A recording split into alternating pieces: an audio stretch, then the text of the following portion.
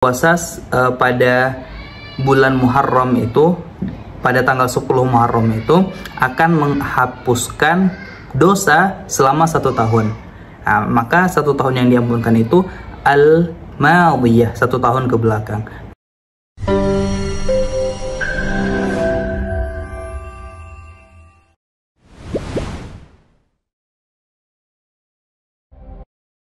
Bismillahirrahmanirrahim. Assalamualaikum warahmatullahi wabarakatuh.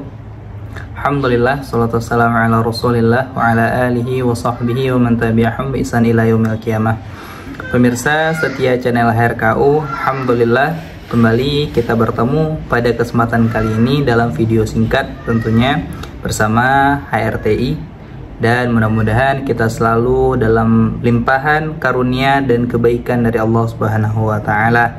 Dan juga salawat dan salam tentunya tak lupa kita senantiasa sampaikan kepada Rasul kita Nabi Muhammad SAW yang selalu berusaha menyampaikan risalah-risalah kenabian, risalah-risalah wahyu kepada seluruh umatnya, agar kita sebagai manusia, sebagai umatnya itu bisa selamat dalam menempuh kehidupan dunia maupun akhirat kita. Maka sudah sepatutnya bagi kita semua tentunya untuk bersalawat kepada Nabi Muhammad SAW. Maka pemirsa setia channel HRKU, terlebih dahulu mungkin kita mengetahui bahwa saat ini kita sudah memasuki tahun baru Islam. Nah, kita setiap tahunnya itu memasuki atau merasakan pergantian tahun, dan lagi-lagi pada saat ini Allah masih izinkan kita untuk sama-sama merasakan pergantian tahun dari 1445 Hijriah memasuki 1446 Hijriah di mana kita saat ini berada. Maka atas nikmat yang Allah berikan ini tentunya pertahankan nikmat yang Allah berikan itu dengan ketaatan kepadanya tentunya. Hari-hari umur yang Allah panjangkan kepada kita, hari-hari yang masih Allah izinkan kita untuk hidup pada hari tersebut, maka jangan kita lewatkan kecuali dengan ketaatan yang bertambah dan ibadah yang kita perbanyak kepada Allah Subhanahu wa taala tentunya. Maka kita mengetahui ketika kita memasuki tahun baru Hijriah, maka kita berada di bulan, khususnya bulan yang kita berada pada saat ini itu disebut dengan bulan Muharram. Maka di bulan Muharram ini sendiri bagian dari Syahrul Hurum atau bulan-bulan haram. Ada setidaknya 4 bulan haram yang disampaikan oleh Rasulullah SAW dalam hadisnya. Rasulullah mengatakan, Inna iddatasy syuhuri indallah 12. Ada 12 bulan. Hitungan bulan di sisi Allah itu setidaknya ada 12 bulan. Wa minha arba'atil hurum. Dan dari 12 bulan itu terdapat 4 bulan haram. Maka ada 4 bulan haram dalam Islam. Yang pertama itu Dzulqa'dah, Dzulhijjah, Muharram, dan kemudian secara terpisah ada 1 bulan lagi yaitu Rajab. Maka 4 bulan ini adalah bulan haram. Yang mana pada bulan haram itu kegiatan perang itu Allah larang dalam Al-Quran, dan berbagai macam ibadah ketika dilakukan pada bulan haram ini maka berbeda ketika ibadah itu dilakukan di bulan haram dibandingkan ibadah yang sama mungkin dilakukan di bulan lain. Maka jauh lebih besar pahala ketika suatu amalan itu dikerjakan di bulan-bulan haram ini.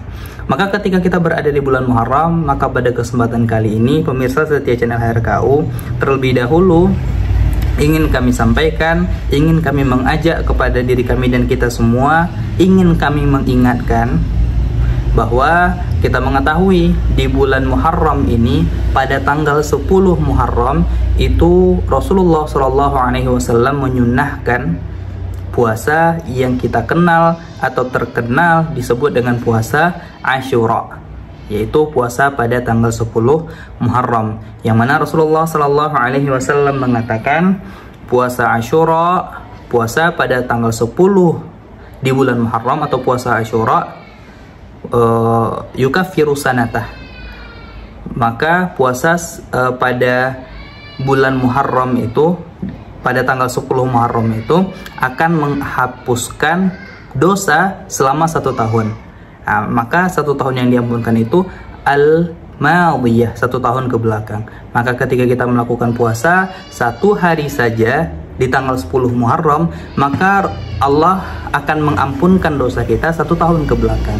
Maka perbedaan ulama mengatakan seperti Al-Imam An-Nawawi mengatakan ketika mensyarah hadis ini, menjelaskan hadis ini, dosa yang diampunkan itu kata Imam An-Nawawi adalah dosa-dosa yang kecil saja. Adapun dosa besar tetap harus ditebus, tetap harus dihilangkan dengan cara bertobat kepada Allah Subhanahu wa taala. Namun pendapat ini